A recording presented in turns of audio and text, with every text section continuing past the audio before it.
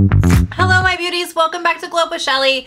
I'm Shelly and today we're going to be talking about something that we haven't really talked about a lot on this channel. I do get a lot of questions about it though, and that's how I've been able to really battle against some deep set dynamic wrinkles that I have had for a very long time. So I want to share my own personal battle with these stubborn wrinkles and how I was able to eliminate them, and give you some tips and tricks on how to get rid of some of those really bad problem areas that can kind of show themselves as we age. I got a secret weapon for you. You're gonna want this protocol. Remember, this channel is all about glowing up, transformative skincare, flawless makeup, and a lifestyle to match. If that resonates with you, hit subscribe. Don't forget to ring the notification bell. I want you to know when I post future videos. So I want to get real with you for a second because I had really, and I say had, I usually say have, really pronounced 11s. Those are those wrinkles in the center of your forehead between your brows. And I've actually been struggling with them since my late 20s. That's when they started to surface and they just got worse and worse. I furrow my brows like nobody's business. I've been doing it since my 20s and my wrinkles were so bad. I was super self-conscious. By the time I hit my mid 30s, you could see them with makeup on. Like, they just would settle into the makeup, and as I furrowed throughout the day, they would just get really deep set looking and you could tell that they were there. I was so self-conscious about these wrinkles. I even would try to hide them by like cutting bangs and, positioning the bangs like lower so they were over because they came like down to here. And I would like also edit photos. I would like blur them out of photos because I was so self-conscious. I did not want them in my photos. I know, that's so bad. I used to do that when I had bad skin. I would really like try to blur them because I didn't want those harsh lines to be seen because they were very prominent. And I really felt like they aged my face by like 10 years. So let's break down what you're dealing with when you're dealing with wrinkles like the 11s. There's different kinds of wrinkles, right? And they usually fall into one of two categories, and that's your dynamic wrinkles versus your static wrinkles. Now, dynamic wrinkles, these are wrinkles that are formed from emoting. Okay, that's facial expressions, repeated facial expressions. They're temporary at first, and then they can become more permanent over time. Think frown lines, forehead wrinkles, crow's feet, those kinds of things are going to be your dynamic wrinkles. Okay, so static wrinkles, those are wrinkles that are always visible even when your face is at rest. Now, dynamic wrinkles can become static wrinkles, but static wrinkles are really caused from like collagen loss. They're caused from skin sagging, sun damage, gravity, age. Some examples would be like your nasolabial folds and your marionette lines. I want to tell you about these two categories because these two wrinkles have to be dealt with very differently. Dynamic wrinkles in certain areas can be eliminated. Like, certain things can be eliminated, certain wrinkles are harder to eliminate. So what is my wrinkle busting protocol? Well, step one, strategic Botox. So believe it or not, you can use Botox to eliminate wrinkles and then wean yourself off Botox. I know that sounds super counterintuitive, but it's true. And I'm gonna show you that I have no Botox at all in my face anymore. I haven't had Botox in a while. So step two, you have to have your microneedling, right? You're not gonna make those changes to your face without microneedling. So strategic Botox, microneedling, and then the third step is powerful skin actives. We're gonna talk about what all those skin actives are in just a minute. Of course, I do other things as well. It's not just these three things, but I feel like these three things have been so consistent over the years and they've really made the most impact on how my skin looks. When I look at other influencers who've been doing at least two of these things, whether it's microneedling and skin actives or, strategic Botox and lots of skin actives and other treatments, or the ones that have been doing all three of these things, and you can tell they are aging backwards. And the reason I point to influencers is because, now I'm not trying to like pick on the normal YouTube viewer, but right, influencers, because they are really in front of the camera all the time and giving you kind of a blow by blow of what you should be doing, they tend to be the people who are doing it every day, right? And I always say consistency is key. So if you are doing these things and you are consistent, you are going to make changes to your skin, but you have to be doing them every day, and not everyone will, right? But when you're in front of a camera and you're telling people to do things, right, you kind of have to do it, or what's the point? So that's why I point to influencers like, you know, Hot and Flashy, Penn Smith. I can see their protocols are very similar to the kinds of things I'm doing, and it's working, right? So that's why I say when you really look at people who are doing at least two of these, you can tell they're aging in reverse, okay? And the ones who are doing all three, I mean, my God, just talk about really rewinding the clock. Let's talk about what the protocol is. So you're gonna do Botox treatments, right? What I started with was Botox treatments. I did 3 treatments for the first year, and then I did 3 treatments for the next year. Now, Botox lasts for about 3 to 6 months, okay? And so I had Botox probably every 4 to 5 months or so, about that time, in my 11s area. And then after that, the next couple of years, I did 2 treatments, and then this year I did only 1 treatment. So the reason why I started with Botox every 3 to 6 months the first year is because I wanted to try to weaken those muscles. And I knew my muscles were so big, like they were so big, my 11s muscles.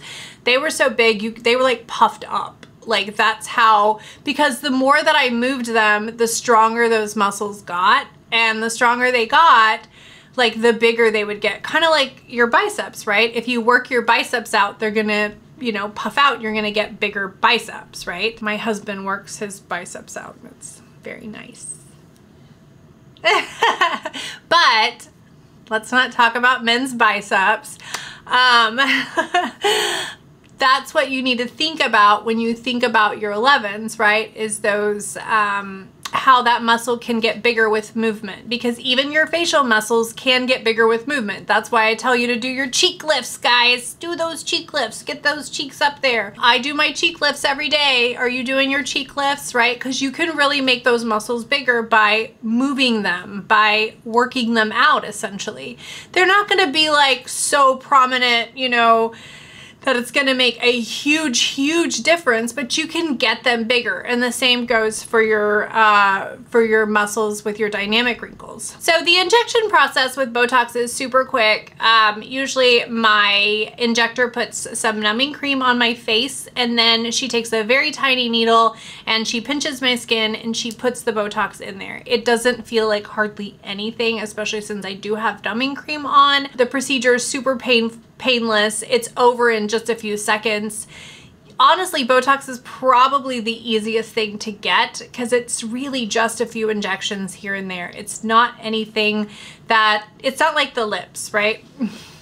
It's really easy, really simple, really quick. Your results are not immediate. It takes about 3 to 7 days for the Botox to fully settle into your muscle, and then that Botox begins to weaken that muscle.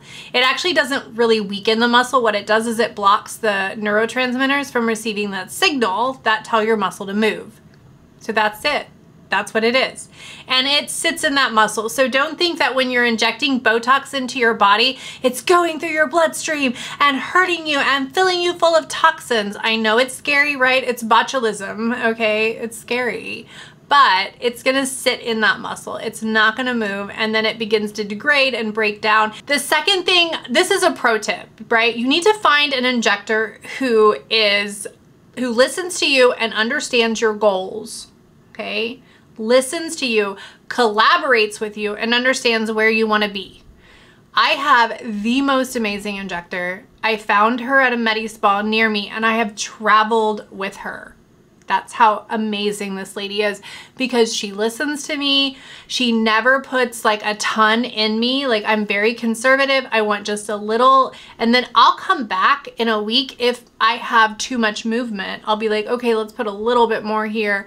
I don't want to have frozen face. Let's talk about what my 11s looked like before now, okay, because they were bad. So here's a picture of my 11s.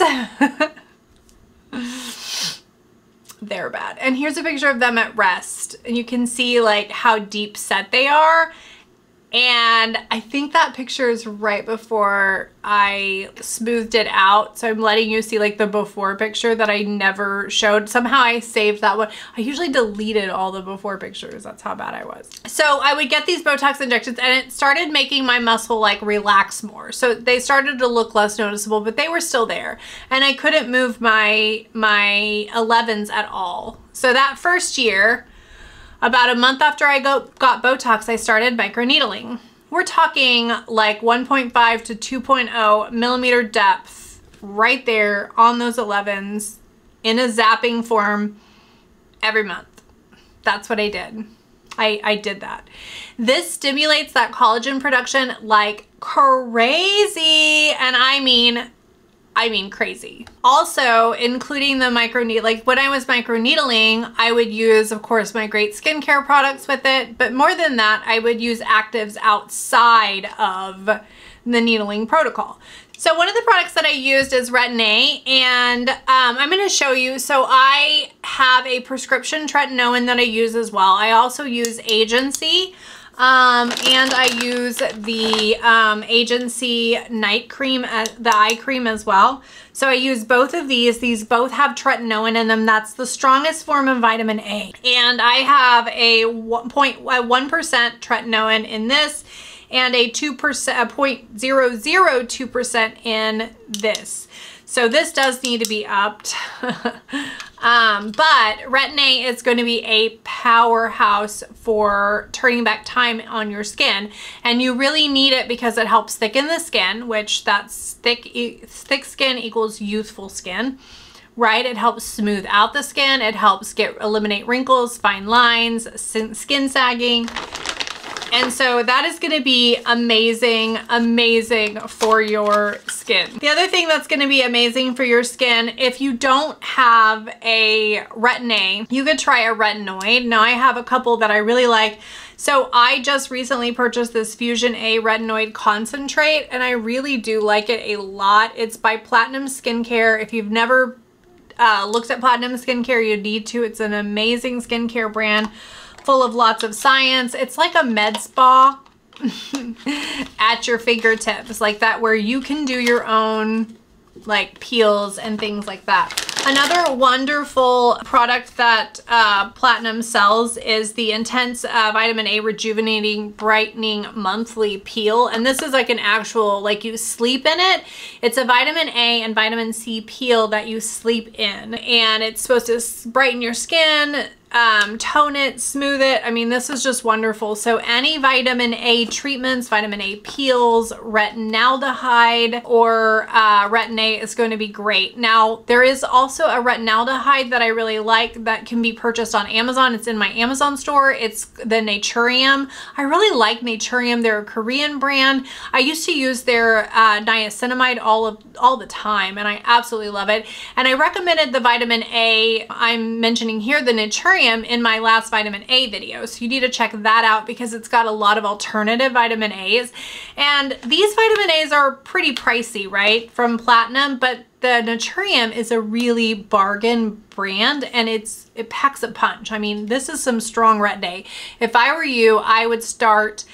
Now, retinaldehyde, I should say retinets because it's not Retin-A, right? Retin-A doesn't need to be converted. Retinaldehyde does. Retinol needs to be converted twice. Retinaldehyde once, I think that's what it is. And then Retin-A doesn't. So, you know, you have a little bit of a conversion process. That's what makes them weaker. But if you are not using retinaldehyde, you really should try it, especially if you've tried Retin-A, maybe it's a little too strong for you. Maybe try retinaldehyde first. You know, I like to say you should move up slowly, like retinols. Okay, start with those, then retinaldehydes, and then, you know, full on retin-A. Make sure you're using those actives, that retin-A. Vitamin C, my favorite go-to vitamin C. I used to love the Timeless vitamin C, but I'm really loving this SoulCeuticals Day Glow Serum, and this is affordable. It's $20. It's effective. Amazing little serum, packs a huge punch. The other thing is growth factors. I really love growth factors. I'm trying the Skin Active Scientific high potency EGF spray right now, and this I just kind of spray on my skin at night before I go to bed. And then I'm also all about the peptides, so both my Matrixyl and my copper peptides. I want to make sure to be getting as many peptides in my skin to try to really turn back that time to reduce some of the sun damage and the damage on my DNA that I've accumulated over the years. And then the other thing is chemical peels. You know, glycolic peels, just chemical peels in general are going to really help with cellular turnover. And so that's going to help smooth out those wrinkles as well. So the results. Let's get back to the results. So the results is my 11s are practically gone. Now I don't want to say they're gone because now the bright lights from the camera when you're looking at me, because I have so many bright lights shining on me, you guys, it does make my skin look better than maybe if you saw me in real life. Not a whole lot better, but you know, it looks good. It's flattering. These lights are, you know, they're illuminating things where some of the harsh shadows are gone, right? That you might normally have if you're like in the sunlight. Those harsh shadows are gone. And so you don't see some of that shadowing that you might normally see, so you can't see the 11s as much as if you were standing next to me in the sunlight. But here they are right there. And I'm gonna do something. I'm gonna show you that I don't have any Botox at all in my face. Okay, ready? There you go. Those are the 11s that formed. I don't do that. I don't scrunch my face like that anymore. And you can see, right, I do not have any Botox in my face. One of the great things about my skin in general is I don't actually, like when I smile, I don't really get crow's feet. I get wrinkles like right along here. That's where and it all depends on your face. So crow's feet have never been a problem for me because my face doesn't emote like that anyway. My Botox is completely worn off. And really I was treating it for this. So people don't usually see them anymore even when they're standing right in front of me. And mainly because I don't do that scrunching thing that I showed you. I just wanted to show you that my Botox was gone. I don't actually ever really make that face anymore. And part of it is because the Botox weakened that muscle so much and I don't use it. I just don't have that muscle memory left anymore. Like I don't think about it. I used to scrunch all the time. And I mean all the time. I would scrunch if I was reading. I would scrunch if I was concentrating. Like I scrunched all the time. But after about 4 years of Botox, maybe it's been 3.5 years of Botox. I haven't been getting it that long. After that, it like took away that whole scrunch. Of course, I made a conscious effort not to do it too. And that's part, you kind of have to make yourself not do it. I started making myself not do certain facial expressions. Like I used to have bunny lines on my nose too from scrunching my glasses like that all the time. I had these like little like bunny lines and I don't have them anymore, but part of that is that I don't make those faces anymore. I'm like really conscious about the faces that I do make. So when I had them, I used to sit in front of the mirror and just like cry because they didn't ever go away. I'd put makeup on, you could still see them. They were so deep. I can't even tell you how deep they were. It was just so hard. You just have to see the pictures. Like look at those lines. Like they were so deep. And I just felt like people were looking at them all the time and I could feel them. Like I could feel how pitted they were in that one little area and then how like raised up they were around it. The skin was so damaged. Like the layers of the skin were so damaged. You can't feel that anymore. It's not there. So this protocol helped me in so many ways. But there are other ways that the Botox treatment protocol can help. And there's some other problem areas. So it's not just if you have 11. So one of the ways that Botox can help is it can actually give you a mini facelift. So these are when you inject at the top of your forehead, right? And it can actually lift your drooping brows. And the only way I know this is because when we injected my 11s, I think it was like the second or third time that we did it, she put too much in. And I knew immediately that she put too much in because I could tell she put more in than normal. And about 2 weeks later, when the Botox was in full effect, because about 1.5 weeks, I mean, it is like full effect, my brow was like falling, like drooping. And I was like, oh my God. Oh my God. I kept looking in the mirror going, I just don't look right. It looks like my forehead's bigger. And turns out it was the Botox. So anyway, I went back to Kim, my nurse practitioner, because you have to have a nurse or a doctor injecting you. Do not trust anybody else, please. Do not. This is Botox. This is a botulism. This is a toxin. Like, make sure the person who's doing it knows what they're doing. You don't want to do it yourself. You don't want to do it in somebody's backyard. You don't want to do it at a freaking Botox party. Okay, because if they don't inject you right, things can go south and they are not good. Keep that in mind and make sure you go to a licensed person. So strategic injections in the forehead can lift drooping brows. So if you're suffering from drooping brows, that's something that you can definitely do. Turkey neck. Believe it or not, Botox can actually get rid of the turkey neck. And oh, by the way, my nurse practitioner told me all of these because I was like, what else can it help? Because I showed, like, we've been talking about my 11s and how they're gone. And she's just like, I'm so amazed with you. Everything that you do is so amazing. She follows my channel. She loves it.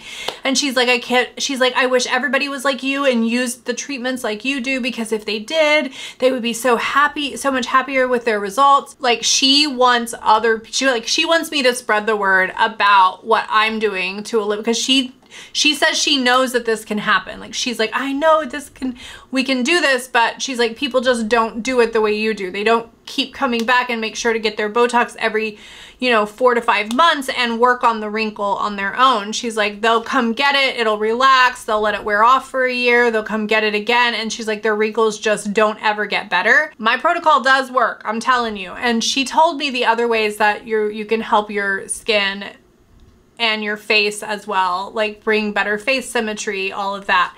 And one of the things that you can do is you can actually get rid of or make better turkey neck. Now, these are because you have these muscles called the masseter muscles. They're super strong in some people and they get stronger as you age. What happens is those muscles start pulling, they start getting bigger and they start pulling, and it can actually pull your jowls down, and it can pull this front area of your neck down to make almost these like fat pockets. They look like fat pockets. It's actually turkey neck. So strategic Botox, like all up through here and here of that masseter muscle, will relax it, and it will actually lift the jaw and the sides of the face here. And it will get rid of that wrinkling puffiness right here. It's a little bit more of an expensive treatment when you're talking about the masseter muscles, because you have to have a lot more Botox, because these are strong muscles, okay? You will be getting less and less Botox as they start to weaken. The idea is you want to weaken those muscles. You want to make them not so strong so they stop pulling that down and they stop pulling this skin right here down.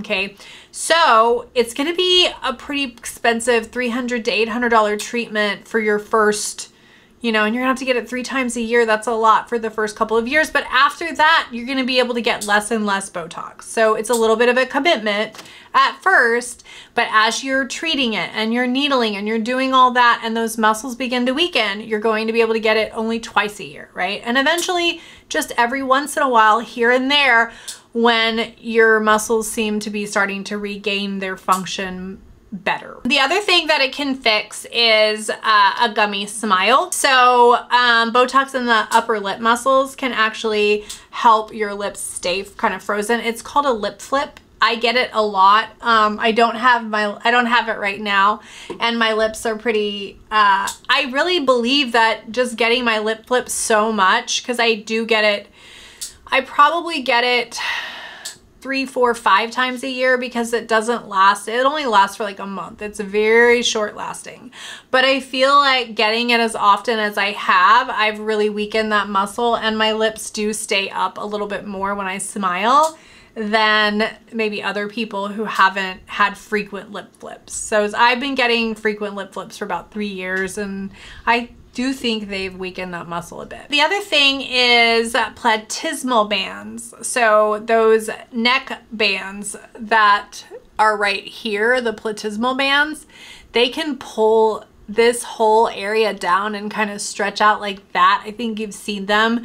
They're not turkey neck, but they don't look good. Some women get them as they get older, and believe it or not, Botox injected along here in the platysmal bands can actually make those be less prominent as well. And that can help you really look like your neck's slimmer, you know, and just more youthful, right? And then chin dimpling. So chin dimpling is something that women sometimes get as they get older as well. It causes like this orange peel texture, and it's almost like your chin is like puckering, and it's the muscles get super strong. We move our faces a lot, and so strategic Botox in the chin can actually like help with that and get rid of it. You can also get Botox in your chin to make it a little bit more of a point too, and some people do that because it does give your face that more heart-shaped, youthful look. And then of course the bunny lines, like I was saying, you can put Botox in the bridge of your nose and it can get rid of those little bunny lines. You want a needle to get rid of them on top of it. Guys, I got rid of my bunny lines completely. No bunny lines anymore from needling. So remember, this is a marathon, not a sprint. Consistency is the key. You have to be doing these things every single day or it's not going to make a difference. So, and you don't want to spend a lot on Botox injections if you're not going to be then doing your monthly needling and doing all the actives and all the other treatments that you need to do to get that wrinkle where it should be so that you can stop doing Botox so much. Y'all, I had my last Botox treatment in March and I don't have any desire to get it. I don't see my 11s. I'm like, I don't think I'm gonna get Botox for a while. I might get it again. I might get it like once a year or something just to make sure those muscles don't come fully back, because I can feel them now. I can feel that they're moving. You can eliminate the wrinkle itself just by relaxing it and then working in those treatments and really going at it. Start conservatively with Botox. You can always add more, but you can't take it away. Now, I say that there is a reversal, so you can reverse Botox, but it's better to start conservatively and increase it a little than to have too much Botox and you have brow drooping and all kinds of weird stuff that happens to your face that you don't like, right? And you can't figure it out. Like, you're just like, I guess I just don't like Botox. Botox should not be visible. If people can tell you've had Botox, then your practitioner is not doing it correctly. I'm just gonna say that. So be patient. The best results come with time and a consistent routine. Hopefully you like this protocol. I wanna hear from you. Have you ever combined Botox with treatments to eliminate wrinkles? Do you think this is a great protocol? Are you wanting to give it a try? Drop a comment in the box, let's chat. Don't forget to ring the notification bell. You want to know when I put out future videos. Hit like, hit subscribe, and I'm going to keep them coming. I love doing this, and I love talking to you guys. So I'll see you next time on Glow Up with Shelly.